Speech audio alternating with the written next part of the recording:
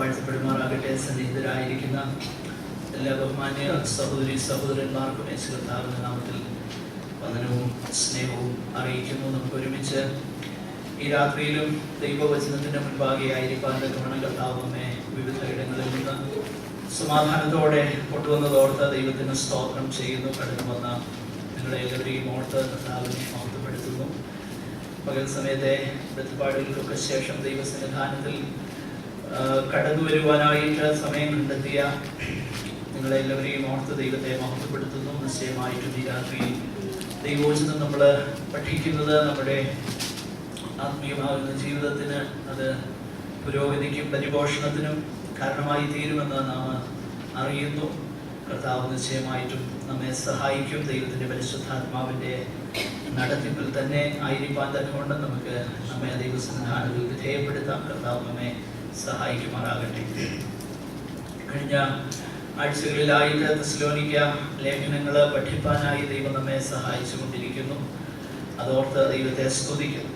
കഴിഞ്ഞ ആഴ്ചയിൽ രണ്ടാമത്തെ ലേഖനം, അതിൻ്റെ രണ്ടാമത്തെ അധ്യായമാണ് നമ്മൾ അല്പമായി ചിന്തിപ്പാനായിട്ട് ആരംഭിച്ചത്. അവിടെയുള്ളതാകുന്ന പ്രധാനപ്പെട്ടതാകുന്ന വിഷയങ്ങളെ അല്പമായിട്ട് നമ്മൾ ശ്രദ്ധിക്കുകയുണ്ടായി. ഒന്നാമതായി അതിൻ്റെ 1-ാം വാക്യത്തിലും 6-7 വാക്യങ്ങളിലും ദൈവസഭയുടെ ഉൽപ്രാവണം അല്ലെങ്കിൽ the rapture of the church, ആ വിഷയത്തെക്കുറിച്ച് നമ്മൾ കാണുകയുണ്ടായി. രണ്ടാമതായിട്ട് അതിൻ്റെ 4 മുതൽ 12 വരെയുള്ളതാകുന്ന വാക്യഭാഗങ്ങളുടെ അടിസ്ഥാനത്തിൽ നമ്മൾ അല്പമായി ചിന്തിപ്പാനായി ആരംഭിച്ചു. അന്തിക്രിസ്തുവിൻ്റെ അല്ലെങ്കിൽ എതിർ ക്രിസ്തുവിൻ്റെ, ആന്റൈ ക്രൈസ്റ്റിൻ്റെ ആ വെളിപ്പാടിനെ കുറിച്ച്, അവൻ എങ്ങനെ വരുന്നു എന്നതിനെ കുറിച്ച് അല്പമായിട്ട് നമ്മൾ ചിന്തിച്ചു കൊണ്ടിരിക്കുകയാണ്. നമ്മൾ പ്രധാനമായിട്ട് ഈ കാര്യം മനസ്സിൽ വെക്കേണ്ടതാകുന്ന ഒരു കാര്യം, പ്രധാനമായിട്ട് അതിനോടുള്ള ബന്ധത്തിൽ പ്രാരംഭമായിട്ട് ഞാൻ പറയട്ടെ. ഈ ദൈവസഭയുടെ ചരിത്രം നമ്മൾ പഠിച്ചു നോക്കിക്കഴിഞ്ഞാൽ പ്രധാനമായിട്ട് 2 ചിന്താഗതികളാണ് അനേക നൂറ്റാണ്ടുകളായിട്ട് ക്രൈസ്തവ സഭയിൽ ഉണ്ടായിരുന്നത്. അതിൽ ഞാൻ പറയാൻ പോകുന്ന ആദ്യത്തെ ആ ചിന്താഗതി എന്നുള്ളത് അനേക വർഷങ്ങളായിട്ട് അനേകര് ചിന്തിച്ചിരുന്നതാകുന്ന ഒരു വിഷയമാണ്. എന്നാൽ 19-ാം നൂറ്റാണ്ട് മുതൽ അതിന് വ്യതിയാനം വരികയും ഈ നൂറ്റാണ്ടിൽ വന്നെത്തിയിരിക്കുന്ന നമുക്ക് ആ വിഷയത്തെക്കുറിച്ച് ദൈവത്തിൻ്റെ കൃപയാൽ അതിനെക്കുറിച്ച് ദൈവവചനപ്രകാരം കൂടുതൽ പ്രകാശനം ലഭിക്കുകയും ചെയ്തു. അത് ഞാൻ പറയുമ്പോൾ പെട്ടെന്ന് എൻ്റെ പെട്ടെന്നൊന്ന് പറഞ്ഞു പോകുകയാണ്. കാരണം നമ്മൾ ഈ പഠിക്കാൻ പോകുന്ന വിഷയങ്ങൾ മനസ്സിലാക്കാൻ വേണ്ടിയിട്ട്. ഞാൻ പറഞ്ഞല്ലോ, നൂറ്റാണ്ടുകളായിട്ട് സഭ വിശ്വസിച്ചിരുന്ന, അല്ലെങ്കിൽ പൊതുവായിട്ടുള്ള ക്രിസ്തീയ സഭ വിശ്വസിച്ചിരുന്നത്, അല്ലെങ്കിൽ അങ്ങനെ വിശ്വസിക്കുവാൻ അവർക്ക് അനേക കാരണങ്ങളുണ്ട്. എന്നാൽ വേണ്ട നിലയിൽ അത് മനസ്സിലാക്കാത്തത് കൊണ്ടാണെന്ന് നമുക്ക് ഇന്ന് തിരിച്ചറിയുവാൻ കഴിയുന്നുണ്ട്. അവർ വിശ്വസിച്ചിരുന്നത് ഇസ്രായേലിനെ ദൈവം റീപ്ലേസ് ചെയ്തിട്ട് ആ സ്ഥലത്ത് ദൈവസഭയെ കൊണ്ടുവന്നു വെച്ചു എന്നുള്ളതാണ്. അത് ഏറെക്കുറെ ശരിയാണ്, ഏറെക്കുറെ ശരിയാണ്. നിശ്ചയമായിട്ടും ദൈവസഭയിൽ കൂടെയാണ് ദൈവം ഇന്ന് ഇടപെടുന്നത്, അതിന് യാതൊരു സംശയവുമില്ല. അത് ഒട്ടുമുക്കാലും അത് ശരിയാണ്. എന്നാൽ ഇസ്രായേലിലെ പരിപൂർണമായിട്ട് ആ എത്തനിക് ഇസ്രായേലിനെ, ഇസ്രായേൽ ഒരു ജാതി എന്ന നിലയിൽ ദൈവം അവരെ പരിപൂർണമായിട്ടും തള്ളിക്കളഞ്ഞില്ല എന്നുള്ളത് ദൈവവചനം നമ്മളെ പഠിപ്പിക്കുന്നു. നമ്മൾ അതിന്റെ കറക്റ്റ് പെർസ്പെക്റ്റീവിലേക്ക് കടന്നു വരണം. അതായത് ഞാൻ പറഞ്ഞല്ലോ, ക്രിസ്തീയ സഭ ചിന്തിച്ചിരുന്നത് the church replacing Israel AD 70-ക്ക് ശേഷം AD 70-ഓടുകൂടി ഇസ്രായേലുമായിട്ടുള്ള ഒരു ജാതി എന്ന നിലയിലുള്ള ദൈവത്തിന്റെ ഡീലിംഗ് ദൈവം നിർത്തി. അതിനുശേഷം സഭയാണ്, സഭയിൽ കൂടെയാണ് ദൈവം എല്ലാ കാര്യങ്ങളും ചെയ്യുന്നത്. നിശ്ചയമായിട്ടും സഭയിൽ കൂടെയാണ് ദൈവം എല്ലാ കാര്യങ്ങളും ചെയ്യുന്നത്. യേശു കർത്താവിലുള്ള വിശ്വാസത്തിൽ കൂടെ അല്ലാതെ ആർക്കും രക്ഷയില്ല. അത് നമ്മൾ മനസ്സിലാക്കണം. പ്രവർത്തിയാലോ ന്യായപ്രമാണത്തിന്റെ ആചാരത്താലോ യഹൂദനും രക്ഷയില്ല, ക്രിസ്തുവിൽ കൂടെ മാത്രമേ ഉള്ളൂ രക്ഷ. എന്നാൽ ഒരു ജാതി എന്ന നിലയിൽ ദൈവം യഹൂദനുമായിട്ട്, അല്ലെങ്കിൽ ഒന്നുകൂടെ പറഞ്ഞാൽ എബ്രഹാമുമായിട്ട് ദൈവം ചെയ്തതാകുന്ന ഒരു നിയമം, ഒരു കവനന്റ്, ഒരു ഉടമ്പടി, അതാണ് ഉൽപ്പത്തി പുസ്തകം 15-ാമത്തെ അധ്യായത്തില് നമ്മൾ കാണുന്നത്. ആ പ്രത്യേക ഭാഗം അതൊന്നും വിശദീകരിക്കാൻ നമുക്ക് സമയമില്ല. ഞാൻ പെട്ടെന്നൊന്ന് ഈ ഒരു ചിന്താഗതിയെ കുറിച്ചൊന്ന് പറഞ്ഞു പോവുകയാണ്. അതായത് അബ്രഹാമുമായിട്ട് ചെയ്ത ആ നിയമം എന്നുള്ളത് അൺകണ്ടീഷണലായിട്ടുള്ള ഒരു നിയമം, ഒരു ഉടമ്പടി. അതിനുശേഷം നമ്മൾ കാണുന്നുണ്ട് മോശ മുഖാന്തരം ഒരു കവനന്റിൽ ഇസ്രായേലുമായിട്ട് ഏർപ്പെടുന്നു. എന്നാൽ മോശ മുഖാന്തരം ഏർപ്പെടുന്ന ആ കവനന്റ് റിലേഷൻഷിപ്പ് എന്ന് പറയുന്നത് അത് കണ്ടീഷണലായി. If you do this you shall live by this. നീ ഇത് ചെയ്താൽ നീ ഇത് മുഖാന്തരം ജീവിക്കും. നമുക്കറിയാം ആ നിയമമെല്ലാം ക്രിസ്തുവിൽ പൂർത്തീകരിച്ചു. എബ്രായ ലേഖനം അത് വളരെ പറയുന്നുണ്ട്. ന്യായപ്രമാണത്തിന്റെ Christ is the end of the law. Law എന്ന് പറയുമ്പോൾ അത് മോശയിൽ കൂടെ ലഭിച്ച ന്യായപ്രമാണത്തെയാണ് പറയുന്നത്. അപ്പോൾ ക്രിസ്തുവിൽ ന്യായപ്രമാണം പൂർത്തിയാക്കപ്പെട്ടു. ക്രിസ്തുവിൽ. അത് മാത്രമല്ല, ക്രിസ്തു ന്യായപ്രമാണത്തിന്റെ അവസാനമാകുന്നു. യേശു പറഞ്ഞു, ഞാൻ ന്യായപ്രമാണത്തെ നീക്കാനല്ല വന്നത്, പിന്നെയോ നിവർത്തിപ്പാനാണ്. അപ്പൊ ന്യായപ്രമാണം യഹൂദന് നിവർത്തിപ്പാൻ കഴിയാതിരുന്ന ആ ന്യായപ്രമാണം ക്രിസ്തു പൂർത്തീകരിച്ചു. ന്യായപ്രമാണത്തിന്റെ ആ സ്ഥാനം മാറി, അതിന്റെ ആ സെറമോണിയൽ റെഗുലേഷൻസ് മാറി, അതിന്റെ നീതി കൊണ്ട്, അതിന്റെ നീതി ഇപ്പോഴും നിലനിൽക്കുന്നുണ്ട്. ആ വിഷയത്തിലേക്കൊന്നും ഞാനിപ്പോ പോകുന്നില്ല. എന്നാൽ അബ്രഹാമിനോടും ദാവീദിനോടും ഒക്കെ ചെയ്തതാകുന്ന ദൈവിക ഉടമ്പടികളെ കുറിച്ച് നമ്മൾ വായിക്കുന്നുണ്ട്. ഉൽപ്പത്തി പുസ്തകം 15-ലും 2 ശമൂവേൽ 7-ലും ഒക്കെ ദൈവം അബ്രഹാമിനോടും അതിനുശേഷം ദാവീദിനോടും ചെയ്യുന്ന ഉടമ്പടികളെ കുറിച്ച് നമ്മൾ വായിക്കും.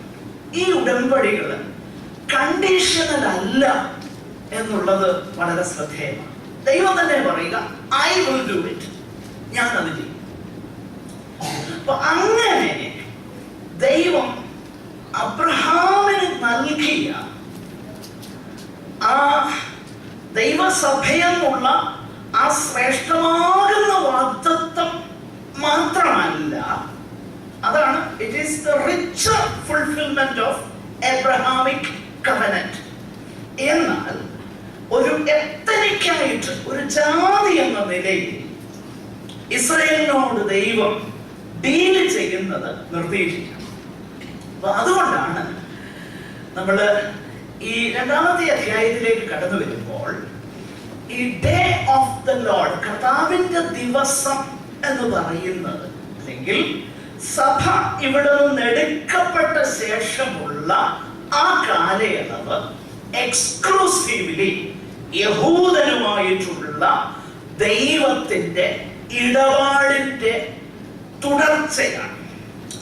അതിനെക്കുറിച്ച് ഒരുപാട് കാര്യങ്ങൾ എനിക്ക് പറയാനായിട്ടുണ്ടെങ്കിലും ഞാൻ അധികം വിശദീകരിക്കുന്നില്ല. ഞാൻ പറഞ്ഞത് ഈ ഒരു ചിന്താഗതി, അതായത് സഭ ഇവിടെ നിന്ന് എടുക്കപ്പെട്ട ശേഷം യഹൂദൻ ആ ഉപദ്രവകാലത്തേക്ക് പ്രവേശിക്കും, 7 വർഷത്തിലേക്ക്. ദാനിയേൽ പ്രവചനത്തിൽ നമ്മൾ വായിക്കുന്ന ദാനിയേൽ പ്രവചനം അതിന്റെ 9-ാം അധ്യായം 24 മുതൽ താഴോട്ടുള്ള വാക്യങ്ങൾ, അതൊന്നും വിശദീകരിക്കാൻ ഇന്ന് നേരമില്ല. ദാനിയേലിനോട് തന്റെ സ്വന്തം ജനത്തിന്റെ റെസ്റ്റോറേഷനെ കുറിച്ച്, ഉദ്ധാരണത്തെ കുറിച്ച് 70 ആഴ്ചവട്ടങ്ങൾ നിയമിച്ചിരിക്കുന്നു എന്നൊക്കെ പറയുന്ന ആ പ്രത്യേക കാര്യം. അങ്ങനെ അതിന്റെ അവസാനത്തെ ആഴ്ചവട്ടത്തിലേക്ക് വരുമ്പോൾ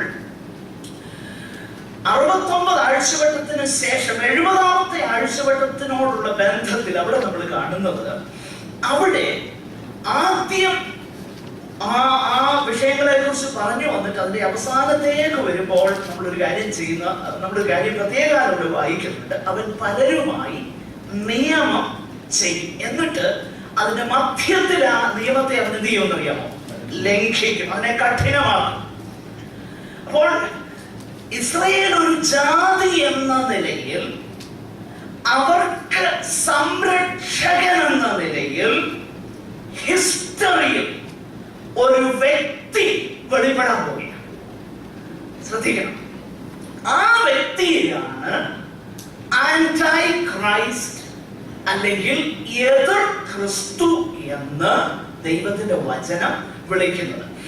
നമ്മൾ കഴിഞ്ഞ ആഴ്ച അതിന്റെ ആ ഹിസ്റ്ററി അല്പമായിട്ട് ശ്രദ്ധിച്ചു. അതായത് ഇസ്രായേലിന്റെ ചരിത്രത്തോടുള്ള ബന്ധത്തിൽ ദാനിയേൽ പറഞ്ഞതാകുന്ന ആ പ്രവചനം ഭാഗികമായിട്ട് അന്തിയോക്യസ് എപ്പിഫാനസ് എന്ന് പറയുന്ന ആ വ്യക്തിയും ക്രിസ്തുവിന് ഏകദേശം 250 വർഷങ്ങൾക്ക് മുൻപ് അവൻ യെരുശലേമിലേക്ക് കടന്നു വരികയും, ഈ രാജാവ്, സിറിയക്കാരനാകുന്ന ഈ രാജാവ് കടന്നു വരികയും യെരുശലേം പിടിച്ചടക്കുകയും അവിടെ അവന്റെ ദേവന്റെ സ്തൂപം ഒക്കെ സ്ഥാപിച്ചു. പിന്നെ യാഗപീഠത്തിന്മേൽ യഹൂദന് നിഷിദ്ധമാവേകുന്ന പന്നിയെ ബലി കഴിക്കുന്നു.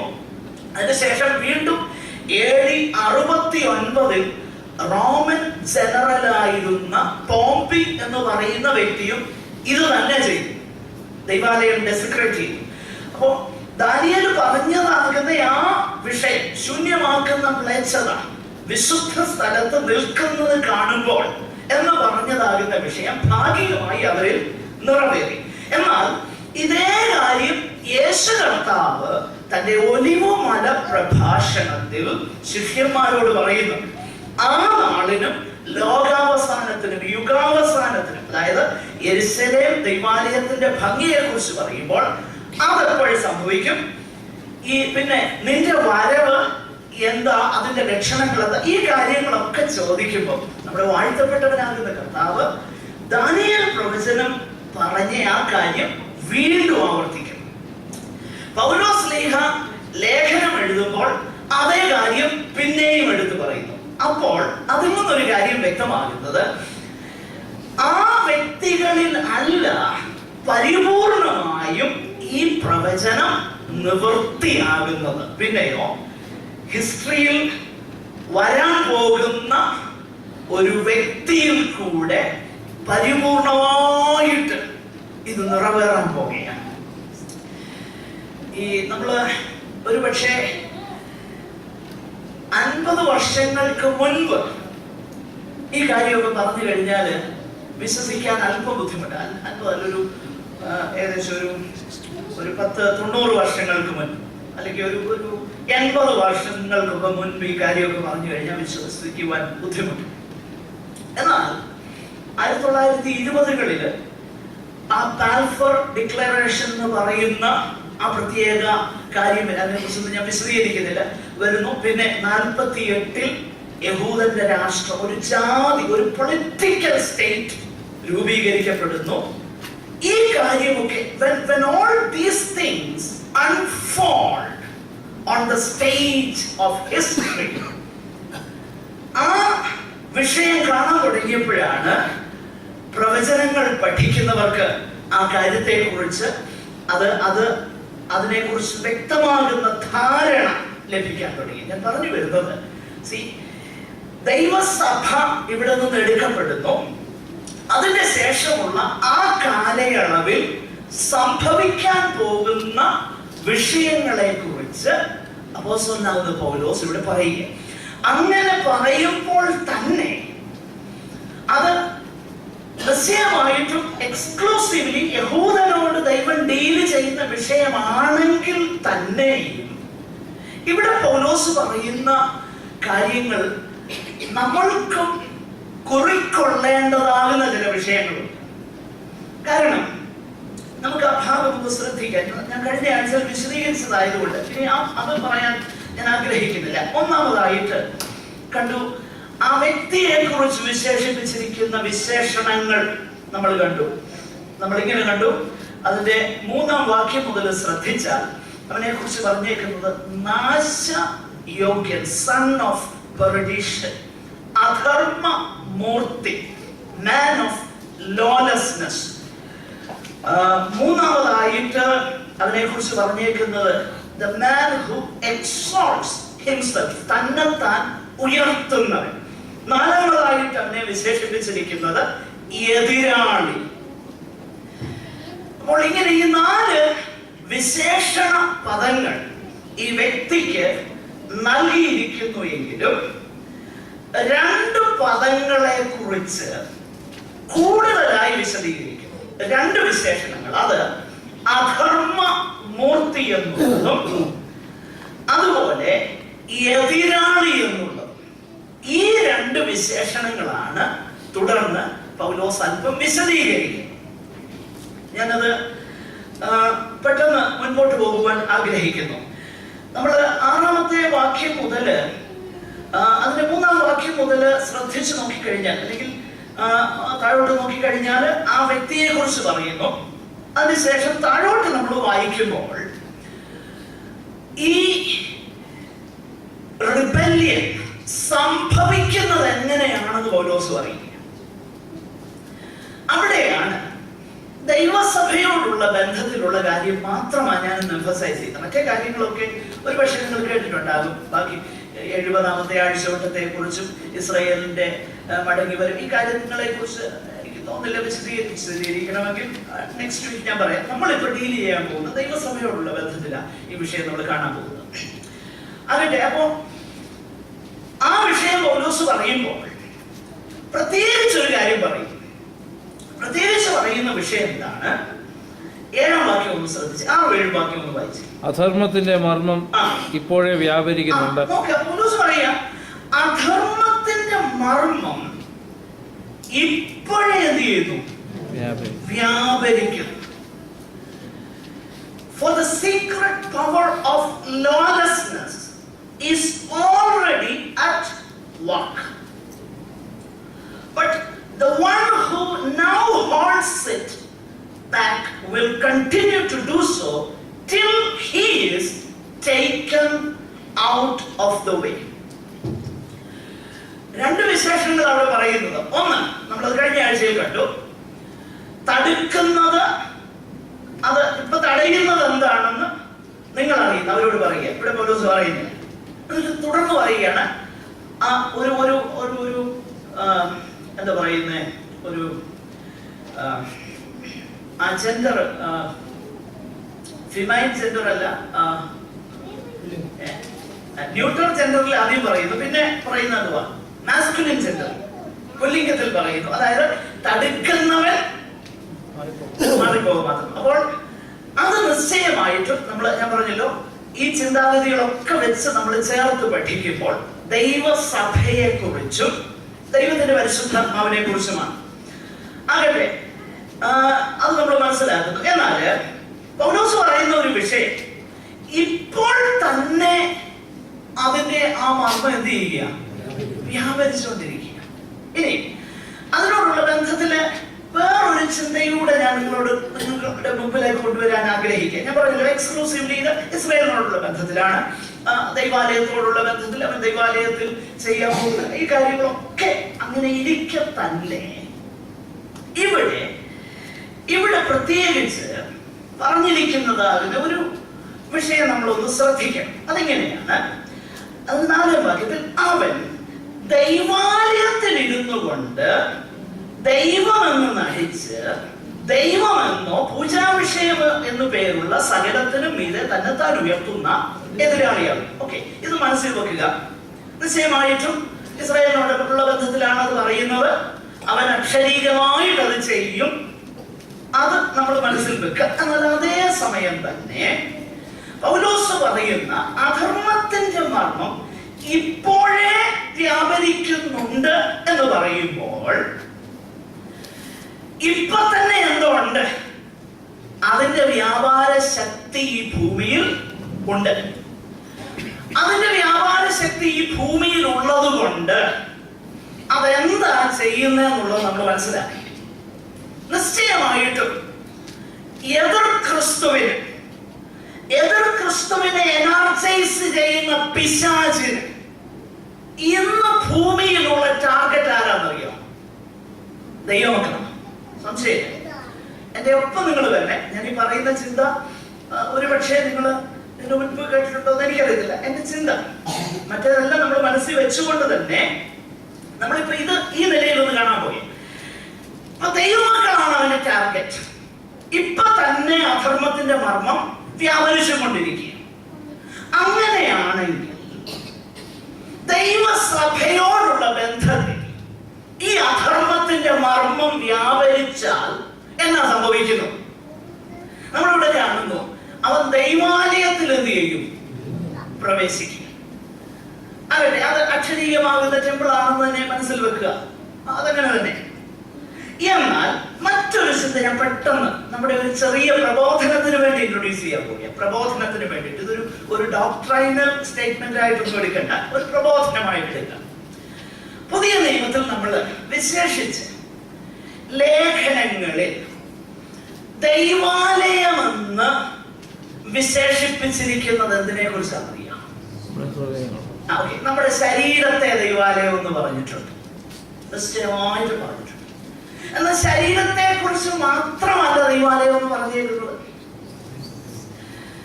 ഒരു വാക്യം പെട്ടെന്നൊന്ന് വായിച്ച്, തിമോഥെയോസിന്റെ 1-ാമത്തെ ലേഖനം അതിന്റെ 3-ാം അധ്യായം 15-ാം വാക്യം. താമസിച്ചു പോയാലോ സത്യത്തിന്റെ തൂണും അടിസ്ഥാനവുമായി ജീവനുള്ള ദൈവത്തിന്റെ സഭയാവുന്ന ദേവാലയത്തിൽ നടക്കുന്ന പൗലോസിന്റെ കാഴ്ചയിൽ ദൈവാലയം എന്താ? ദൈവസഭ. എന്റെ ഇപ്പൊ നിങ്ങൾ വരണേ, എന്റെ ചിന്ത നിങ്ങൾ മനസ്സിൽ. അധർമ്മത്തിന്റെ മർമ്മം ഇപ്പോഴേ വ്യാപരിക്കുന്നു. ദൈവസഭ നിശ്ചയമായിട്ടും അവന്റെ ടാർഗറ്റാണ്, യാതൊരു സംശയമില്ല. നമ്മൾ കൊരിന്ത്യ ലേഖനം വായിച്ചു നോക്കി കഴിഞ്ഞാൽ 1 കൊരിന്ത്യർ 3-ാം അധ്യായത്തിൽ അവിടെ ആ ലോക്കൽ സഭയെയാണ് ദൈവത്തിന്റെ ആലയം എന്ന് പറഞ്ഞേക്കുന്നത്. ദൈവത്തിന്റെ ആലയം നശിപ്പിക്കുന്നവനെ അവൻ നശിപ്പിക്കും. അവരുടെ ശരീരമല്ല ലോക്കൽ സഭയെ കുറിച്ച്. അപ്പൊ അങ്ങനെയെങ്കിൽ ലേഖനങ്ങളിൽ ദൈവസഭയെ കുറിച്ച് ദൈവാലയം എന്ന് പറഞ്ഞിരിക്കുന്നു. പൗലോസ് ഇവിടെ പറയുന്നു, അധർമ്മത്തിന്റെ മർമ്മം ഇപ്പോഴേ വ്യാപരിക്കുന്നു. അങ്ങനെയെങ്കിൽ അധർമ്മത്തിന്റെ മർമ്മം ഇപ്പോഴേ വ്യാപരിക്കുന്നുണ്ടെങ്കിൽ ഇവൻ വെളിപ്പെടുന്നതിന് മുൻപ് സംഭവിക്കുന്ന കാര്യത്തെ കുറിച്ച് പൗലോസ് പറയുന്നു. എന്നാ സംഭവിക്കുന്നത്? അതിന്റെ 3-ാം വാക്യം കഴിഞ്ഞ ആഴ്ച ഞാൻ ഒന്ന് പറഞ്ഞു. ആദ്യമേ എന്തോ സംഭവിക്കും? വിശ്വാസത്യാഗം. വിശ്വാസത്യാഗം സംഭവിക്കുന്നത് എവിടെ? വിശ്വാസികളിൽ അവിശ്വാസത്യാഗം സംഭവിക്കുന്നത്. അപ്പൊ അങ്ങനെയെങ്കിൽ that lawlessness, the mystery of lawlessness, അത് വേണ്ട നിലയിൽ ദൈവവുമായി ബന്ധത്തിൽ ഉറച്ചു നിൽക്കുവാൻ കഴിയാത്തവരെ ഈ അധർമ്മത്തിന്റെ മർമ്മം എന്ത് ചെയ്യുമെന്നറിയാമോ? അവരെ ഇൻഫ്ലുവൻസ് ചെയ്യാൻ തുടങ്ങുമെന്ന് ഞാനങ്ങ് പറയില്ല. കാരണം പൗലോസ് വളരെ വ്യക്തമായിട്ട് പറയുന്ന ഒരു കാര്യമുണ്ട്. അന്ത്യകാലത്ത് എന്തോ സംഭവിക്കും? ദുർഘട സമയങ്ങൾ വരും എന്ന് പറഞ്ഞിട്ട് ഒരു വലിയ ലിസ്റ്റ് പറഞ്ഞിട്ട് പൗലോസ് പ്രത്യേകിച്ച് പറയുന്ന ഒരു കാര്യം, അതായത് അവർ ഭക്തിയുടെ വേഷം ധരിക്കുകയും അതിന്റെ ശക്തിയെ ത്യജിച്ചു കളയുകയും ചെയ്യും. അപ്പൊ ഈ ദൈവഭക്തിയിൽ നിന്നും നമ്മെ അകറ്റുന്ന സകലതും എന്താണെന്നറിയാമോ? ഇവന്റെ പരിപാടി അകറ്റും. എന്റെ പ്രിയരെ, ഞാൻ നിങ്ങളോട് ഇനി പറയാൻ പോകുന്ന കാര്യം നിങ്ങൾ ദയവ് ചെയ്ത് എന്നോട് പിണങ്ങരുത്.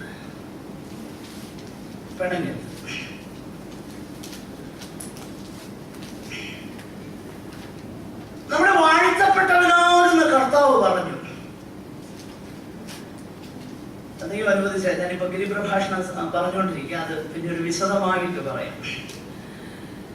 നമ്മുടെ വാഴ്ത്തപ്പെട്ടവനാകുന്ന കർത്താവ് ഇങ്ങനെ പറഞ്ഞു, നിങ്ങൾ എന്തിനാ ഇങ്ങനെ വിഷമിക്കുന്നത്? ആകാശത്തെ പറവയെ നോക്കുവേൻ, വയലിലെ താമരയെ നോക്കുവേൻ. എന്നിട്ട് പറഞ്ഞു, വയലിലെ താമരയെ ഇങ്ങനെ സമയം ഇന്ന് കണ്ട് നാളെ അടുപ്പിലിടുന്നതാകുന്ന ഇതിനെ ശലോമോൻ പോലും ഇതിന്റെ സകല മഹത്വത്തിലും അതിന്റെ ഒപ്പം വന്നിട്ടില്ല.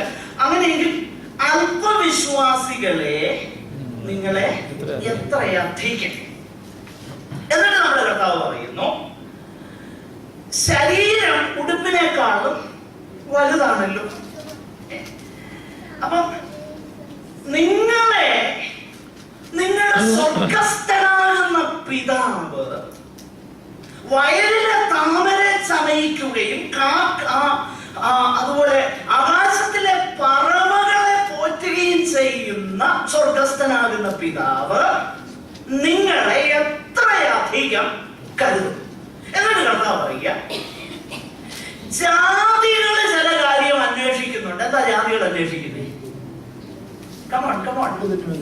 എന്ത് തിന്നും, എന്ത് ഉടുക്കും. ജാതികൾ അന്വേഷിക്കുക ഒത്തിരി കാര്യം. അവരുടെ മനസ്സിലെ എപ്പോഴും ഉള്ള ചിന്ത എന്തുവാ? ഇതിനെ ഫോക്കസ് ചെയ്തിട്ടാണ് അവരുടെ, ഞാൻ പറയുന്നത് മനസ്സിലാകുന്നുണ്ട്, ജാതികളുടെ ദൈവഭക്തി എല്ലാവരുടെയും അല്ല, നമ്മളെക്കാളും നല്ല ജാതികളുണ്ട്.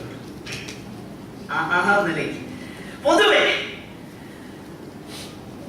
ജാതികളുടെ ദൈവഭക്തി എന്ന് പറഞ്ഞാലും അവർ മെറ്റീരിയൽ ഗെയിനിന് വേണ്ടിയിട്ടുള്ള ഭക്തിയാണ് കൂടുതൽ. കർത്താവ് പറയുക, ഈ കാര്യങ്ങളൊക്കെ ജാതികൾ അന്വേഷിക്കുന്നു, പക്ഷെ സ്വർഗസ്ഥനാകുന്ന പിതാവ് എന്തറിയുന്നു? നിങ്ങൾക്ക് ഇത് ആവശ്യമെന്ന് അറിയുന്നു. അപ്പം നിങ്ങൾക്ക് ജോലി ചെയ്യുവാനും നിങ്ങളുടെ വിഷയങ്ങളെ കുറിച്ച് വഴികൾ ഒരുക്കാനും എല്ലാം സ്വർഗസ്ഥനാകുന്ന പിതാവ് വിശ്വസ്തൻ ആണല്ലോ. അപ്പൊ നിങ്ങൾ അതിനെ കുറിച്ച് വിചാരപ്പെടേണ്ടെന്നും ആര് പറഞ്ഞു? പക്ഷെ എനിക്കിന്നൊരു സംശയം, ന്യായമായ ഒരു സംശയം.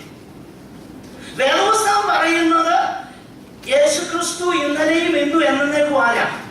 അവന്റെ വാക്കിന് മാറ്റമില്ലല്ലോ. ഉണ്ടോ? ആകാശം ഭൂമി മാറിപ്പോയാലും അവന്റെ വാക്കിന് എന്തില്ല? മാറ്റമില്ല.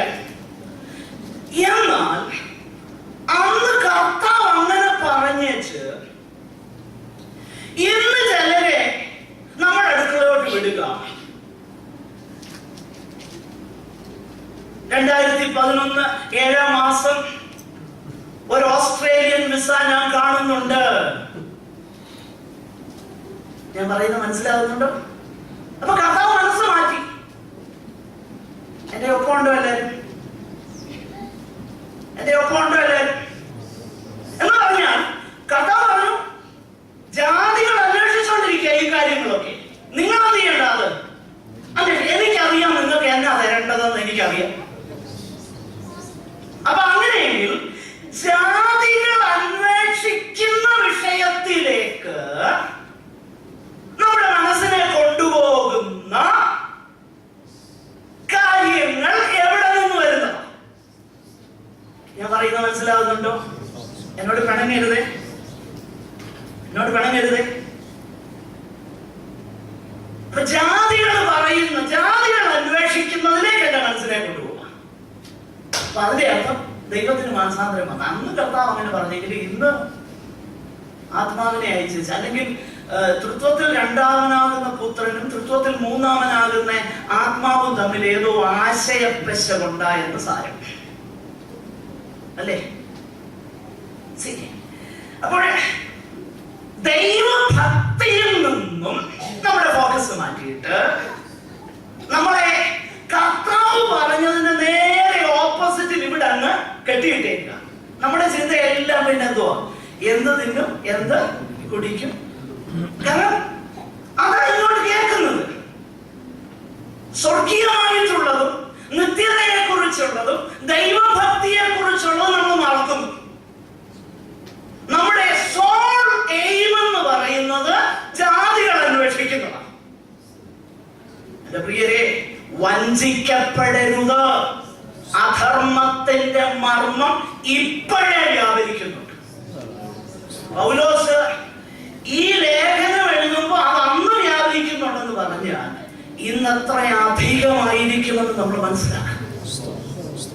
അപ്പോൾ ആദ്യമേ എന്ത് സംഭവിക്കുമെന്ന് അറിയാമോ? വിശ്വാസത്യാഗം സംഭവിക്കും. അപ്പൊ അതുകൊണ്ടാണ് നമ്മുടെ വാഴ്ത്തപ്പെട്ടവനാകുന്ന കർത്താവ് ഒരു കാര്യം പ്രത്യേകിച്ച് എടുത്തു പറഞ്ഞു. വിശുദ്ധ ലൂക്കോസിന്റെ സുവിശേഷം 18-ാം അധ്യായം അതിന്റെ 8-ാം വാക്യത്തില് കർത്താവ് പറയുന്നത് ഇങ്ങനെയാണ്: മനുഷ്യപുത്രൻ വരുമ്പോൾ വിശ്വാസം കണ്ടു അവൻ ഭൂമിയിൽ. കാരണം എന്താണെന്നറിയാമോ? അധർമ്മത്തിന്റെ മർമ്മ ഇപ്പോഴേ വ്യാപരിച്ചിട്ട് ദൈവാലയത്തിൽ വിതന്ന് ചെയ്തിരിക്കുക, ഇൻഫിൽട്രേറ്റ് ചെയ്തുകൊണ്ടിരിക്കുക. മനസ്സിലാകുന്നുണ്ടോ ഞാൻ പറയുന്നത്? എന്റെ പ്രിയരെ, നമ്മൾ വളരെ ജാഗരൂകരായിരിക്കണം. എന്റെ പ്രിയരെ, നാം മനസ്സിലാക്കണം എന്തിനാ ഈ ചവറിന്റെ പുറകെ ഒക്കെ പോകുന്നത്. നമ്മുടെ സ്വർഗത്തിലെ അപ്പച്ചൻ എത്ര അത്ഭുതകരമായിട്ടാണ് നമ്മെ നടത്തുന്നത്. നാം വിചാരപ്പെട്ടിട്ടോ നാം കരുതിയിട്ടോ നാം ചെയ്തിട്ടോ ഒന്നും അല്ലല്ലോ ഇത്രത്തോളം വന്നത്. അങ്ങനെയെങ്കിൽ അല്പവിശ്വാസികളെ, നിങ്ങളെ എത്രയധികം ട്രൂ നമുക്ക് അല്പം ബുദ്ധിമുട്ടൊക്കെ ഉണ്ട്. പക്ഷേ അയ്യോ, ആ പറവയേക്കാളും വിശേഷതയുള്ളവരല്ലയോ നമ്മൾ? ആ പൂവിനേക്കാളും വിശേഷതയുള്ളവരല്ലേ നമ്മൾ? നമ്മളത് മനസ്സിലാക്കണം. അതുകൊണ്ട് അതിലേക്ക് നമ്മുടെ ഫോക്കസ് പോകാതെ ദൈവം അനുവദിക്കുന്ന സകല കാര്യങ്ങളിലും Lord, what you are teaching me in this, ഈ ഒരു ആറ്റിറ്റ്യൂഡ് നമുക്കുണ്ടാകും. എന്നെ നീ ഇതിൽ കൂടെ എന്നെ പഠിപ്പിക്കാൻ ആഗ്രഹിക്കുന്നത് കർത്താവേ, അതിനായിട്ട് എന്നെ സമർപ്പിക്കുന്നു, നിന്റെ കാര്യങ്ങളിൽ എന്നെ തരുന്നു. എന്റെ പ്രിയരെ, കർത്താവിൽ ആശ്രയിക്കുന്ന ഒരുവനും ലജ്ജിച്ചു പോകത്തില്ലെന്നുള്ളത് നമ്മൾ മനസ്സിലാക്കി. അവനെ കാത്തിരിക്കുന്ന ഒരുത്തനും എന്ത് ചെയ്യില്ല, ലജ്ജിച്ചു പോകില്ല. അതുകൊണ്ട് ദൈവത്തിലുള്ള നമ്മുടെ ആശ്രയവും ഭക്തിയും വിശ്വാസവും കൂടട്ടെ. കാരണം അധർമ്മത്തിന്റെ മർമ്മം ഇപ്പോഴേ വ്യാപരിച്ചുകൊണ്ടിരിക്കുക. ആദ്യമേ വിശ്വാസത്യാഗം സംഭവിക്കും. ഇത് ദൈവസഭയിൽ വളരെ പെട്ടെന്ന് തന്നെ സംഭവിക്കുന്നതാണ് നമ്മൾ കാണുന്നത്. പ്രത്യേകിച്ച് ഒരു വേദഭാഗം, അത് നിശ്ചയമായിട്ടും ഇതേ ചിന്താഗതി തന്നെയാണ് അവിടെ ഉള്ളത്. തിമോത്തിയോസിന്റെ, ഞാൻ ശുശ്രൂഷിക്കുന്ന സഭയിൽ ഈ കാര്യം പറഞ്ഞതാ. എല്ലാവരും അത് കേട്ടോ എന്ന് എനിക്കറിയില്ല. കേട്ടവരുണ്ടെങ്കിൽ ദയവായി ക്ഷമിക്കുക, അവർ തന്നെ വിരസത. തിമോത്തിയോസിന്റെ 1ഉം 2ഉം ലേഖനങ്ങൾ നമ്മൾ പരിശോധിച്ച് നോക്കിയാൽ ഈ 2 ലേഖനങ്ങളും എഴുതുന്ന ചുരുക്കം ചില വർഷങ്ങളുടെ ഗ്യാപ്പിലാണ്. ഈ 2 ലേഖനങ്ങളിലും കാണുന്ന ഒരു പ്രധാനപ്പെട്ട വ്യത്യാസം ദയവായിട്ടൊന്ന് ശ്രദ്ധിക്കണം. തിമോത്തിയോസിന്റെ 1-ാം ലേഖനം എല്ലാവരും എടുക്കുക. അതിന്റെ 1-ാം അധ്യായം അതിന്റെ 6-ാമത്തെ വാക്യത്തില് ഇങ്ങനെ നമ്മൾ വായിക്കുന്നു: ചില ഇവ വിട്ടുമാറി. ചില സം. അതിന് 19-ാമത്തെ വാക്യത്തിലേക്ക് വരുമ്പോൾ ചില നല്ല മനസാക്ഷി തള്ളിക്കളഞ്ഞു. ചില. അതിന്റെ 5-ാമത്തെ അധ്യായത്തിലേക്ക് വരുമ്പോൾ 15-ാം വാക്യത്തിൽ ഇപ്പോൾ തന്നെ ചില സാത്താന്റെ പിന്നാലെ പോയത്. 6-ാം അധ്യായത്തിലേക്ക് വരുമ്പോൾ അതിന്റെ 10-ാം വാക്യത്തിൽ ഇത് ചില കാംക്ഷിച്ചിട്ട്. ആ പദപ്രയോഗം വളരെ ശ്രദ്ധിക്കണം. 6-ാം അധ്യായം തന്നെ അതിന്റെ 21-ാമത്തെ വാക്യത്തിൽ ചില ആ ജ്ഞാനം സ്വീകരിച്ച് വിശ്വാസം വിട്ട്. ഓക്കെ, ചില. എന്നാൽ 2-ാമത്തെ ലേഖനത്തിലേക്ക് കൊണ്ടുവന്നേ. 2-ാമത്തെ ലേഖനത്തിലേക്ക് വരുമ്പോൾ ചിലരെന്നല്ല അപ്പോസ്തലൻ പറയും. ഒന്നാമത്തെ അധ്യായം ശ്രദ്ധിച്ചാൽ അതിന്റെ 15-ാം വാക്യത്തിൽ താൻ ഇങ്ങനെ പറയുന്നു, ആസ്യക്കാർ എല്ലാവരും എന്നെ വിട്ടു. എല്ലാവരും. ആദ്യം ചിലരെന്ന് പറഞ്ഞു, ഇവിടെ വരുമ്പോ എല്ലാവരും എന്നെ എന്ത് ചെയ്തു? വിട്ടു.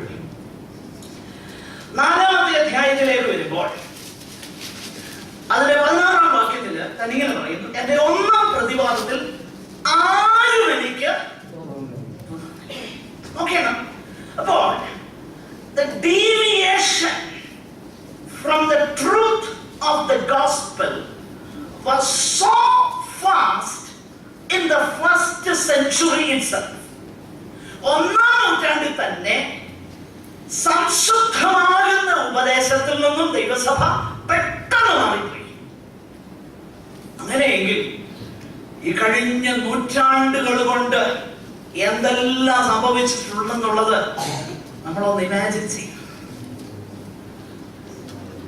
ആകട്ടെ, ഞാൻ എന്റെ വാക്കുകളെ പെട്ടെന്ന് മുൻപോട്ട് കൊണ്ടുപോകാനായിട്ട് ആഗ്രഹിക്കുക. അപ്പോൾ ആദ്യമേ വിശ്വാസത്യാഗം സംഭവിക്കും എന്നുള്ളത് പൗലോസ്ലീഹ പറയും. പിന്നെ രണ്ടാമതായിട്ട് അതിന്റെ 9 മുതൽ 12 വരെ 2 തെസ്സലോനിക്കർ 2-ാം അധ്യായം 9 മുതൽ 12 വരെ ഉള്ളതാകുന്ന വാക്യങ്ങളിൽ ആ വലിയ കുത്തൊഴുക്ക്, ആ വലിയ അധർമ്മത്തിന്റെ വ്യാപാരത്തിൽ എന്തൊക്കെ സംഭവിക്കുമെന്നുള്ളതാണ് പൗലോസ് പറഞ്ഞിരിക്കുന്നത്. എന്തൊക്കെ സംഭവിക്കും അവിടെ നമ്മൾ ശ്രദ്ധിച്ചു നോക്കിക്കഴിഞ്ഞാൽ, ക്രിസ്തുവിലൂടെയും ദൈവത്തിന്റെ പരിശുദ്ധാത്മാവിനാൽ ദൈവസഭയിലും ലോകത്തിലുമൊക്കെ ദൈവം ചെയ്തതിന്റെ എല്ലാം ഒരു കൗണ്ടർ ഫിറ്റ് പിശാച് ചെയ്യുന്നത് നമ്മൾ വായിക്കുന്നത് അതിന്റെ 9 മുതലുള്ള വാക്യങ്ങളിൽ. അതിന് മുൻപിലുണ്ട്, അധർമ്മമൂർത്തിയെ തന്റെ പ്രഭാവത്തിന്റെ പ്രത്യക്ഷതയുടെ പ്രഭാവത്താൽ നശിപ്പിക്കും.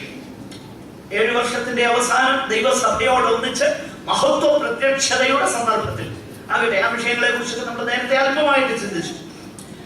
അതിന്റെ 9 മുതൽ 12 വരെയുള്ളതാകുന്ന വാക്യങ്ങളിൽ അടുത്തതായിട്ട് പറയുന്ന അധർമ്മമൂർത്തിയുടെ പ്രത്യക്ഷത നശിച്ചു പോകുന്നവർക്ക് സാത്താന്റെ വ്യാപാര ശക്തിക്ക് ഒത്തവണ്ണം വ്യാജമായ എന്ന് പറയുമ്പോൾ മേക്ക് ബിലീവ് മിറക്കിൾസ് എന്നല്ല അതിന്റെ അർത്ഥം. മേക്ക് ബിലീവ് എന്ന് പറഞ്ഞു കഴിഞ്ഞാൽ ശരിക്കും സംഭവിക്കാത്തത് സംഭവിച്ചെന്ന് ഇന്ന് പല ക്രൂസൈഡുകാരൊക്കെ പറയുന്ന പോലെ ആ പരിപാടിയല്ല, ഗിമ്മിക്സ് അല്ല ഇവിടെ പറയുന്നത്. പിന്നെ എന്താണെന്ന് അറിയാമോ? റിയലി സംഭവിക്കുന്ന കാര്യം നമുക്കറിയാം. വെളിപ്പാട് പുസ്തകത്തില് പിശാച് ആ കള്ളപ്രവാചകനും തന്റെ ശക്തിയെ നൽകുമ്പോൾ എന്തൊക്കെയാ ചെയ്യുന്നത്, ഈ കാര്യങ്ങളൊക്കെ നമ്മൾ വായിക്കും.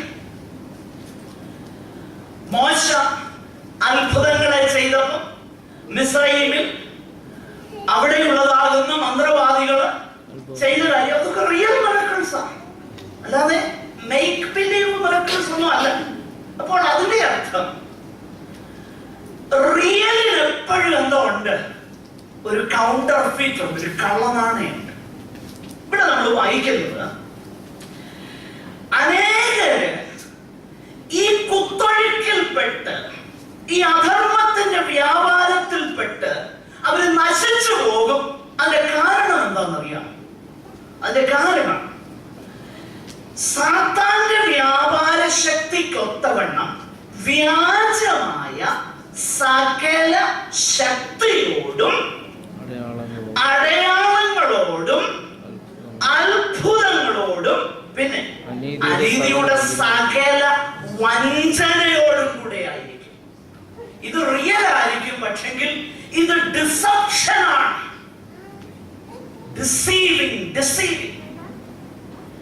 ഡിസീവ് ചെയ്യുക എന്ന് പറഞ്ഞു കഴിഞ്ഞാൽ അതിനെക്കുറിച്ച് പൗലോസ് വളരെ വ്യക്തമാകുന്ന മുന്നറിയിപ്പ് ദൈവസഭയ്ക്ക് കൊടുക്കുന്നു. നിങ്ങൾ ഡിസപ്ഷനിൽ അകപ്പെടരുതെന്ന്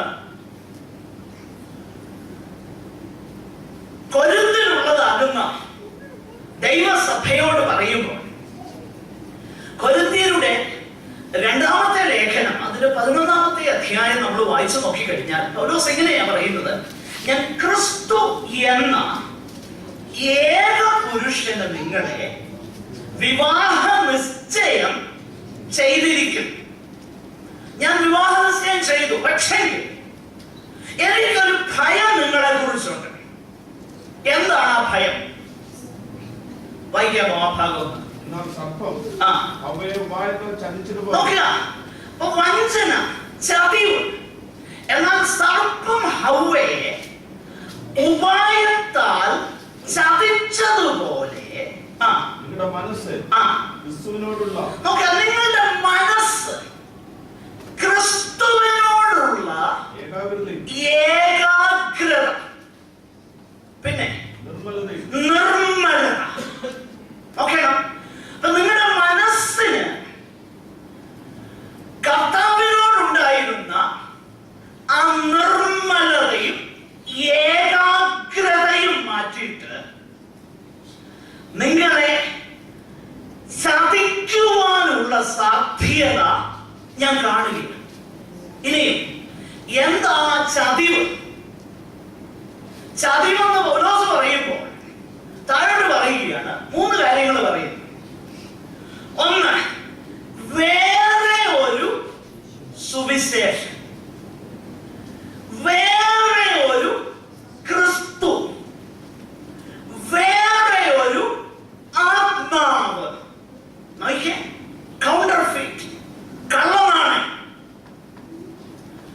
എല്ലാറ്റിലും കൗണ്ടർഫീറ്റ് ഉണ്ട്. ഈ കൗണ്ടർഫീറ്റ് മനസ്സിലാവുന്നത് എങ്ങനെയാണെന്ന് അറിയാമോ? ഇവിടെ നമുക്ക് വളരെ സിമ്പിളാണ്. ക്രിസ്തുവിനോടുള്ള ഏകാഗ്രതയും നിർമ്മലതയും ഭക്തിയും സ്നേഹവും കൂടിയോ അവ കുറഞ്ഞു. അങ്ങനെയാണ് നമ്മൾ അളന്നു നോക്കേണ്ടത്. പൗലോസ് പറയുന്നു, നിങ്ങളെ അങ്ങനെ വഞ്ചിക്കുവാനുള്ള സാധ്യത ഞാൻ കാണുകയാണ്. അപ്പോഴ് ഈ തെസ്സലോനിക്ക ലേഖനത്തില് നമ്മൾ അത് തന്നെയാണ് കാണുന്നത്. പൗലോസ് പറയുന്നു, സകല വഞ്ചനയോടും വ്യാജമാകുന്ന സകല ശക്തിയോടും അടയാളങ്ങളോടും അത്ഭുതങ്ങളോടും കൂടെ ആയിരിക്കും. പിന്നെ താഴോട്ട് പറയുന്നുണ്ട്, എന്തുകൊണ്ടാണ് അവര് അങ്ങനെ സംഭവിക്കുന്നതിന് കാരണം എന്താണെന്നറിയാമോ? അങ്ങനെ സംഭവിക്കുന്നത് അവർക്ക് മനഃപൂർവ്വം അവരതിനകത്ത് അകപ്പെടുന്നതാണ്. നമ്മൾ വായിക്കുന്നത് താഴെ നമ്മൾ വായിച്ചു നോക്കി കഴിഞ്ഞാൽ അവരെന്ത് ചെയ്യുന്നതെന്ന് അറിയാമോ?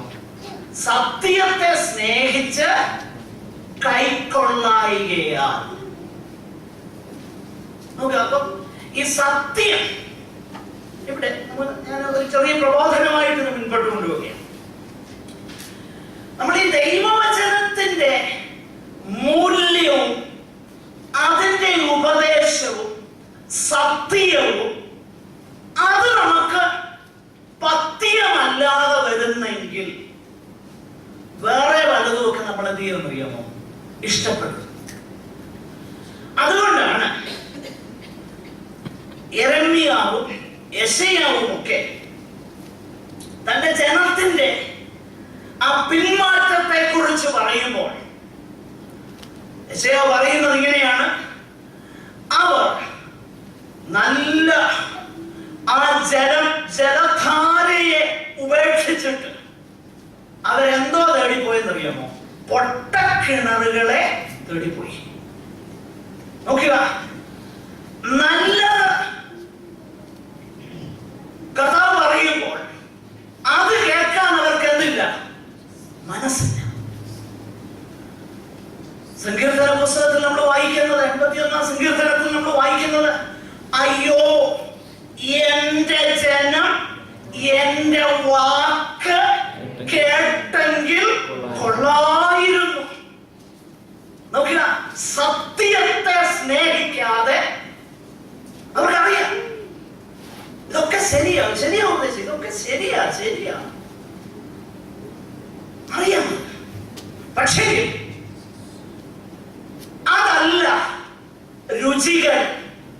രുചികരം പിന്നെ ഏതാണെന്ന് അറിയാമോ? മറ്റു പലതും. അപ്പൊ അങ്ങനെ വരുന്നത് കൊണ്ട് എന്ത് സംഭവിക്കുമെന്ന് അറിയാമോ?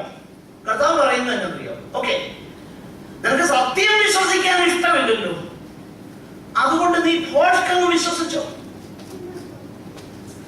അങ്ങനെ ഭോഷ്ക് തന്നെ വിശ്വസിക്കുന്ന മണ്ടന്മാരെ ഞാൻ കണ്ടിട്ടുണ്ട്. എന്ന് പറഞ്ഞാൽ എനിക്ക് ഉദാഹരണങ്ങളൊന്നും പറയാൻ ഇഷ്ടമുണ്ടായിട്ട് പറയുന്നതല്ല, പക്ഷേ I have come across such people. ദൈവം അവരെ രക്ഷിക്കട്ടെ എന്ന് ഞാനങ്ങ് പ്രാർത്ഥിക്കുക. ദൈവം അവരെ രക്ഷിക്കട്ടെ. അവർക്ക് ആ സാമാന്യ ബോധം, സാമാന്യ ബുദ്ധി പോലും ഇല്ലയോ എന്ന് ഞാൻ പലപ്പോഴും ചിന്തിച്ചിട്ടുണ്ട്. ഒരിക്കൽ ഒരാളോട് ഒരു സോക്കോൾഡ് പ്രോഫറ്റ് വന്ന് പറഞ്ഞു, നിങ്ങളെ കുറിച്ച് ദൈവം ആഗ്രഹിക്കുന്നത് ഇവിടെ പാർക്കണം എന്നൊക്കെയാണ്. പക്ഷെ അവര് റിട്ടയർ ചെയ്ത് ആ സ്ഥലത്ത് നിന്ന് പോയി, നാട്ടിൽ പോയി. നാട്ടിൽ ചെന്ന് കഴിഞ്ഞപ്പോ അടുത്ത 2 ആഴ്ച കഴിഞ്ഞ് ഇതേ ആള് ആ വീട്ടിൽ ചെന്നു. അത് കഴിഞ്ഞ് അതിന്റെ ഒരാഴ്ച കഴിഞ്ഞപ്പോഴാണ് ഞങ്ങൾ വെക്കേഷന് നാട്ടിൽ ചെന്നപ്പോ നമ്മുടെ സഭയിൽ നിന്ന് പോയ ഒരു പ്രിയപ്പെട്ടവരെല്ലാം അവിടെ ചെന്നപ്പോ ഞങ്ങളോട് അവർ പറയുകയാണ്, ഇന്ന ആൾ ഇവിടെ വന്നായിരുന്നു. ബസ്സറിയില്ലേ ആ ആള് പറഞ്ഞു, നിങ്ങളെ കുറിച്ച് ദൈവത്തിന്റെ ഉദ്ദേശം ദേശത്ത് വാർത്ത് വിശ്വസ്തത ആചരിക്കുക എന്നുള്ളതാണ്. വിശ്വസിക്കുക. അപ്പൊ 1 മാസത്തെ ഗ്യാപ്പ് കൊണ്ട് ദൈവം എന്ത് ചെയ്തു? മനസ്സങ്ങ് മാറ്റി. ദൈവം പറഞ്ഞ് അങ്ങ് തിരിച്ചെടുത്തേച്ച് വേറൊന്ന് പറഞ്ഞു. ഈ രണ്ടും വിശ്വസിക്കുകയാണ്. എനിക്കത് അതിശയം തോന്നിയത്. സാമാന്യ ബുദ്ധിക്ക് നിരക്കാത്ത ഭോഷ്ക് പരസ്പര വിരുദ്ധമായത് വിശ്വസിക്കുക. രണ്ടും വിശ്വസിക്കുക. പ്രിയമുള്ളവരെ, ഈ ഉദാഹരണങ്ങളൊന്നും പറയാൻ എനിക്ക് ഇഷ്ടമുണ്ടായിട്ട് ഞാൻ പറയുകയില്ല. പക്ഷെ ഞാൻ പറയും, മനഃപൂർവ്വം സത്യത്തെ നമ്മൾ പുറകിലെറിഞ്ഞാൽ ദൈവം ചെയ്യും. നിനക്ക് സത്യം വേണ്ടല്ലോ, നീ ഭോഷ്ക് തന്നെ വിശ്വസിച്ചോളാൻ പറയും. This can happen to anybody. അതാ ഞാൻ പറഞ്ഞു വരുന്നത്. This can happen to anybody. അതുകൊണ്ട് നമ്മൾ താഴോട്ട് വായിക്കുന്നതെന്ന് അറിയാമോ? അതിന്റെ 13 മുതലുള്ളതാകുന്ന വാക്യങ്ങളിൽ ആ കാര്യം കൂടെ പറഞ്ഞ് ഞാൻ പെട്ടെന്ന് അവസാനിപ്പിക്കാം. So much of heavy stuff. നമുക്ക് അത്ര സന്തോഷകരമല്ലാത്ത ചില ബുദ്ധിമുട്ടുളവാക്കുന്ന കാര്യങ്ങളാണ് നമ്മളിന്ന് കേട്ടത്. ഞാൻ പെട്ടെന്ന് അത് അവസാനിപ്പിക്കാൻ ആഗ്രഹിക്കുക. എന്നാൽ അതിന്റെ 13 മുതൽ 15 വരെയുള്ള വാക്യങ്ങളൊക്കെ വായിച്ച് പെട്ടെന്ന്. ഞങ്ങളോ കർത്താവിന് പ്രിയരായ സഹോദരന്മാരെ, ദൈവം നിങ്ങളെ ആദ്യം മുതൽ ആത്മാവിന്റെ വിശദീകരണത്തിലും സത്യത്തിന്റെ വിശ്വാസത്തിലും രക്ഷയ്ക്കായി തിരഞ്ഞെടുത്തത് കൊണ്ട് നിങ്ങൾ നിമിത്തം ദൈവത്തെ എപ്പോഴും സ്തുതിപ്പാൻ കടപ്പെട്ടിരിക്കുന്നു. നമ്മുടെ കർത്താവായ യേശുക്രിസ്തുവിന്റെ മഹത്വം പ്രാപിപ്പാനല്ലോ അവൻ ഞങ്ങളുടെ സുവിശേഷ ഘോഷണത്താൽ നിങ്ങളെ രക്ഷയ്ക്ക് വിളിച്ചത്. ആകയാൽ സഹോദരന്മാരെ, നിങ്ങൾ ഉറച്ചു നിന്ന് ഞങ്ങൾ വാക്കിനാലോ ലേഖനത്താലോ ഉപദേശിച്ചു തന്ന പ്രമാണങ്ങളെ മുറുകെ പിടിച്ചുകൊള്ളുവിൻ. നമ്മുടെ കർത്താവായ യേശുക്രിസ്തു താനും തുടർന്ന് പൗലോസ് അവരോട് പറയുക, ഈ കാര്യങ്ങളൊക്കെ ഇങ്ങനെ സംഭവിക്കും. അധർമ്മത്തിന്റെ മർമ്മം ഇപ്പോഴേ വ്യാപരിക്കുന്നുണ്ട്. ഇതെല്ലാം സംഭവിക്കുമെങ്കിൽ എന്റെ പ്രിയ സഹോദരങ്ങളെ, നിങ്ങളെ ഇതൊന്നും ഇളക്കരുത്, നിങ്ങളെ ഇതൊന്നും ഉലച്ചു കളയരുത്. നിങ്ങളുടെ സ്റ്റെബിലിറ്റി, ഉറപ്പിനെ ഇതൊന്നും ബാധിക്കരുത് എന്ന് പറഞ്ഞിട്ട് പൗലോസ് അവിടെ പറയുന്ന കാര്യം വളരെ ചുരുക്കം വാക്കുകളിൽ ഞാൻ അത് പെട്ടെന്ന് പറയും. പ്രിയമുള്ളവരെ, നിശ്ചയമായിട്ടും ആ ക്രിസ്തീയ സ്ഥിരതയെ കുറിച്ച് പൗലോസ് പറയും. സ്ഥിരതയെ മാറ്റിക്കളയുന്ന ഒത്തിരി ഘടകങ്ങളുണ്ട്. തെസ്സലോനിക്കരുടെ ജീവിതം നമ്മൾ വായിച്ചു പോയി കഴിഞ്ഞാൽ, ഒന്ന്, അവർക്ക് നേരിട്ടതാകുന്ന പ്രശ്നങ്ങൾ, അവരുടെ ബുദ്ധിമുട്ടുകൾ, അവർ അനുഭവിച്ചുകൊണ്ടിരിക്കുന്ന പീഡ, ഇത് അവരെ ആ സ്ഥിരതയിൽ നിന്ന് മാറ്റാൻ സാധ്യതയുള്ളൂ. പിന്നെ അവർക്ക് ലഭിച്ചതാകുന്ന തെറ്റായ ഉപദേശങ്ങൾ, അത് അവരുടെ സ്ഥിരതയെ മാറ്റാൻ സാധ്യതയുള്ളൂ. അത് ദൈവവചനം നമ്മളെ പഠിപ്പിക്കുന്നുണ്ട്. എഫെസ്യ ലേഖനത്തിലേക്ക് വരുമ്പോൾ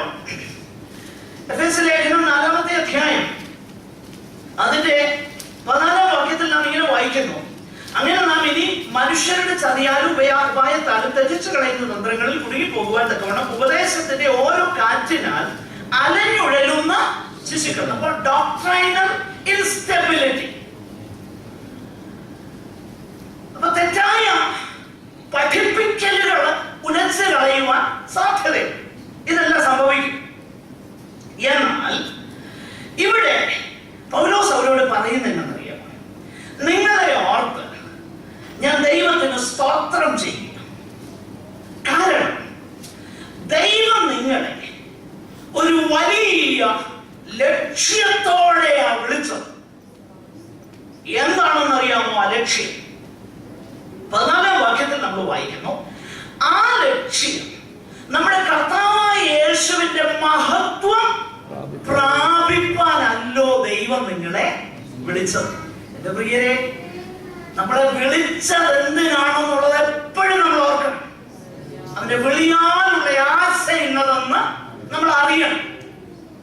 നിങ്ങളെ വിളിച്ചത് നിങ്ങളെ കർത്താവായ യേശു ക്രിസ്തുവിന്റെ മഹത്വം പ്രാപിപ്പാൻ, അല്ലാതെ ഈ ഭൂമിയിൽ കുറച്ചു നാൾ സസുഖം ജീവിക്കാനുള്ള ഒരു മീൻസ് അല്ല നിങ്ങളുടെ വിളി. ബാക്കി കാര്യമൊക്കെ ദൈവം നോക്കിക്കോളും, അത് വേറെ വിഷയം. എന്നാൽ ദൈവം നിങ്ങളെ വിളിച്ചത് യേശു ക്രിസ്തുവിന്റെ മഹത്വം പ്രാപിപ്പാൻ. അങ്ങനെ ആ മഹത്വം പ്രാപിപ്പാനായി നിങ്ങളെ ദൈവം വിളിച്ചപ്പോൾ നിങ്ങൾക്ക് നിലനിൽക്കാനുള്ള എല്ലാ ഉദവികളും ദൈവം തന്നു. എന്താണ് ആ ഉദവികൾ? 13-ാം വാക്യത്തിൽ നമ്മൾ വായിക്കുന്നു, നിങ്ങളെ ആദ്യം മുതൽ ആത്മാവിന്റെ വിശുദ്ധീകരണത്തിലും സത്യത്തിന്റെ വിശ്വാസത്തിലും രക്ഷയ്ക്കായി തെരഞ്ഞെടുത്തില്ല. ഓ, എത്ര കാര്യങ്ങളാണ് ഓരോരുത്തരോട് പറയുന്നത്. ഒന്ന്, നിങ്ങളെ തെരഞ്ഞെടുത്തു. 2, സുവിശേഷം നിങ്ങൾ കേൾക്കാൻ കാരണമായി. അതാണ് പൗലോസ് പറയുന്നത്, ഞങ്ങളുടെ സുവിശേഷ ഘോഷണത്താൽ നിങ്ങളെ എന്ത് ചെയ്തു? അപ്പൊ സുവിശേഷ ഘോഷണം നിങ്ങൾ കേൾക്കാൻ കാരണമായത് നിങ്ങളെ ആദ്യം മുതൽ ദൈവം എന്ത് ചെയ്തു? തെരഞ്ഞെടുത്തതുകൊണ്ട്. ഇനി നിങ്ങളെ തെരഞ്ഞെടുത്തു, നിങ്ങൾ സുവിശേഷം കേട്ടു. അത് മാത്രമല്ല, പിന്നെയോ നിങ്ങൾക്ക് ദൈവത്തിന്റെ പരിശുദ്ധാത്മാവിനെ തന്നു, നിങ്ങളെ വിശുദ്ധീകരിക്കണം. ആത്മാവിന്റെ വിശുദ്ധീകരണം. പിന്നെ അത് മാത്രമല്ല, സത്യത്തിന്റെ വിശ്വാസത്തിൽ. ദൈവവചനം ആ സത്യം. ദൈവവചനം, ദൈവത്തിന്റെ പരിശുദ്ധാത്മാവ്, ദൈവത്തിന്റെ പരിശുദ്ധാത്മാവിനാലുള്ള ശുദ്ധീകരണം നമ്മെ ഉലകസ്ഥാപനത്തിന് മുൻപേ തെരഞ്ഞെടുത്തു. സുവിശേഷം കേൾക്കാനുള്ള ഭാഗ്യം തന്നു. അങ്ങനെ ദൈവം നിങ്ങളെ വിളിച്ചിരിക്കുന്നത് എന്തിനാ? എന്റെ പ്രിയരെ, താൽക്കാലികമായി ചിരകാലം ഇവിടെ വാസം ചെയ്യാനൊന്നും അല്ല. പിന്നെ എന്തിനാണെന്നറിയാമോ? യേശുവിന്റെ മഹത്വം പ്രാപിപ്പാൻ വേണ്ടിയാണ് നിങ്ങളെ വിളിച്ചത്. അങ്ങനെ നിങ്ങളെ വിളിച്ചത് കൊണ്ട് നിങ്ങൾ കുലുങ്ങാതെ നിൽക്കണമെങ്കിൽ നിങ്ങൾ ചെയ്യേണ്ടത് അതാണ് നമ്മൾ 15-ാമത്തെ വാക്യത്തിൽ വായിക്കുന്നത്. അവിടെ ഇങ്ങനെയാണ് 2 കാര്യങ്ങൾ പൗലോസ് പറയുന്നു. ഒന്ന്, നിങ്ങൾ ഉറച്ചു നിൽക്കണം, മുറുകെ പിടിക്കണം. ഉറച്ചു നിൽക്കണം എന്നുള്ളതും മുറുകെ പിടിക്കുക എന്നുള്ളതും ഒരു മനോഹരമാകുന്ന ഒരു സങ്കല്പമാണ് അവിടെ ഉപയോഗിച്ചിരിക്കുന്ന ആ പദങ്ങൾ നൽകുന്നത്. Original language. ഞാൻ അതിനെക്കുറിച്ച് പഠിച്ചപ്പോൾ ഇങ്ങനെ മനസ്സിലാക്കാൻ കഴിഞ്ഞു. അത് മനസ്സിലാക്കാൻ വേണ്ടി ഞാൻ പെട്ടെന്നൊന്ന് വിശദീകരിക്കാം. കാറും കോളും ഉള്ളതാകുന്ന, തിരകൾ അടിക്കുന്ന ഒരു സമുദ്രത്തിൽ കൂടെ ഇങ്ങനെ യാത്ര ചെയ്യും. എന്നാൽ ആ നൗക ആടി ഉലയുമ്പോഴും കാറും കോളും അടിക്കുമ്പോഴും അതിന്മേൽ മുറുകെ പിടിച്ചുകൊണ്ട് ഒരു വ്യക്തി ഇങ്ങനെ നിൽക്കുകയും അവനെ കാറ്റടിക്കുന്നുണ്ട്, കുലുക്കമുണ്ട്, പക്ഷെങ്കിൽ he has a grip. ആ ഗ്രിപ്പ് ഉള്ളത് കൊണ്ട് അവൻ എന്ത് ചെയ്യുക? നിൽക്കുക. ഇനിയും എന്താണ് ആ ഗ്രിപ്പ്? ആ ഗ്രിപ്പ്, ആ പിടുത്തം, ആ ഹോൾഡിംഗ് ഓൺ. പൗലോസ് പറയുകയാണ്, ഞങ്ങൾ വാക്കിനാലോ ലേഖനത്താലോ ഉപദേശിച്ചു തന്ന പ്രമാണങ്ങൾ. അപ്പൊ നിങ്ങളെ നിലനിർത്തുന്നത് എന്താ? ഞങ്ങൾ ഉപദേശിച്ചു തന്ന ഈ പ്രമാണമാണ് നിർത്തേണ്ടത്. അതുകൊണ്ട് ആ പ്രമാണത്തെ നിങ്ങൾ എന്ത് ചെയ്യണം? മുറുകെ പിടിക്കണം. കാരണം ആ മലവെള്ളപ്പാച്ചിലിൽ, ആ വിശ്വാസത്യാഗത്തിന്റെ, അധർമ്മത്തിന്റെ, വ്യാപാരത്തിന്റെ പാച്ചിലിൽ നിങ്ങൾ അകപ്പെട്ടു പോകരുത്. കാരണം നിങ്ങളെ വിളിച്ചത് യേശുവിന്റെ മഹത്വം പ്രാപിക്കുവാൻ വേണ്ടിയിട്ടാണ്. സ്തോത്രം. എന്റെ പ്രിയരെ, ഇവിടെ നമ്മൾ വായിക്കുന്നത്, നിങ്ങളെ, അതിന്റെ താഴോട്ടുള്ള വാക്യങ്ങൾ നമ്മൾ ശ്രദ്ധിച്ചു നോക്കിക്കഴിഞ്ഞാൽ, നിങ്ങളെ കർത്താവ് നിലനിർത്തും. അവിടെ നമ്മൾ താഴോട്ട് വായിക്കുന്നത്, നമ്മുടെ കർത്താവായ യേശു ക്രിസ്തു താനും നമ്മെ സ്നേഹിച്ച് നിത്യാശ്വാസവും നല്ല പ്രത്യാശയും കൃപയാലെ നൽകിയിരിക്കുന്നു. നമ്മുടെ പിതാവായ ദൈവം നിങ്ങളുടെ ഹൃദയങ്ങളെ ആശ്വസിപ്പിച്ച് എല്ലാ നല്ല പ്രവൃത്തിയിലും വാക്കിലും സ്ഥിരപ്പെടുത്തുമാറാകട്ടെ. ദൈവത്തിന്റെ സ്നേഹം നിങ്ങളെ നിലനിർത്തും. നിങ്ങൾ ചെയ്യേണ്ടത് എന്താണെന്നറിയാമോ? ദൈവവചനത്തെ മുറുകെ പിടിക്കുക. അതുകൊണ്ടാണ് യേശു പറഞ്ഞത്, എന്റെ ഈ വാക്കുകളെ കേട്ട് ചെയ്യുന്നവൻ പാറമേൽ വീട് പണിത ബുദ്ധിയുള്ള മനുഷ്യനോട് സദൃശ്യനാകും. സ്തോത്രം. ദൈവത്തിന്റെ സ്നേഹം നിങ്ങളെ നിർത്തുവാൻ വിശ്വസ്തമാണ്. ദൈവം അങ്ങനെ ചെയ്യും. അതുകൊണ്ട് പൗലോസ് പറയുന്നത്, ക്രിസ്തുവിന്റെ സ്നേഹത്തിൽ നിന്ന് എന്നെ ആർ വേർപിരിക്കും? സ്തോത്രം. എന്തിനു വേർപിരിക്കാൻ കഴിയും? ആപത്തിനോ, വാളിനോ, ഉയർച്ചയ്ക്കോ, താഴ്ചയ്ക്കോ, ദൂതന്മാർക്കോ, വാഴ്ചകൾക്കോ, അധികാരങ്ങൾക്കോ, ഇപ്പോഴുള്ളതിനോ വരുവാനുള്ളതിനോ, ഇതിനൊന്നിനും തന്നെ ക്രിസ്തുയേശുവിലുള്ളതാകുന്ന ദൈവത്തിന്റെ ആ സ്നേഹത്തിൽ നിന്നും ഞങ്ങളെ വേർപെടുത്തുവാൻ കഴിയുകയില്ല എന്ന് ഞാൻ ഉറച്ചിരിക്കുന്നു. എന്നാൽ എന്റെ പ്രിയരെ, നമ്മുടെ ആ ഉത്തരവാദിത്വം എന്താ? ദൈവവചനത്തെ മുറുകെ പിടിക്കുക, നാം ഉറച്ചു നിൽക്കുക. കാരണം മനുഷ്യപുത്രൻ വരുമ്പോൾ ഭൂമിയിൽ വിശ്വാസം കണ്ടെത്തുമോ? ഹല്ലേലൂയ. നാം പ്രതീക്ഷിച്ചതിനേക്കാളും ലോക സംഭവങ്ങൾ അതിവേഗം ആ ഹിസ്റ്ററിയുടെ കൾമിനേഷനിലേക്ക് വന്നുകൊണ്ടിരിക്കുകയാണ്. ഒരു രാജാവ് നീതിയോടെ വാഴാൻ പോകുകയാണ്. ഹല്ലേലൂയ. സ്തോത്രം. അവന്റെ പ്രജകളാകുന്ന, അല്ലെങ്കിൽ അവന്റെ മണവാട്ടിയാകുന്ന നാമും അവനോടൊപ്പം വാഴാൻ പോകുകയാണ്. എന്നാൽ ഹല്ലേലൂയ, സ്തോത്രം, ഇപ്പോഴേ അധർമ്മത്തിന്റെ മർമ്മം വ്യാപരിക്കുന്നുണ്ട്, വിശ്വാസത്യാഗം സംഭവിക്കുന്നുണ്ട്. എന്നാൽ നാം അതിൽ പെട്ടുപോകാതെ ദൈവകൃപയിൽ നിൽക്കുവാൻ ദൈവം നമ്മെ സഹായിക്കട്ടെ. ഞാൻ വാക്കുകളെ അവസാനിപ്പിക്കുന്നു. കർത്താവ് നമ്മെ അനുഗ്രഹിക്കട്ടെ. സഹോദരന്മാരിൽ ഒരാൾക്ക് ദയവായി പ്രാർത്ഥിച്ച് അവസാനിപ്പിക്കാം. Glory to God. Thank you.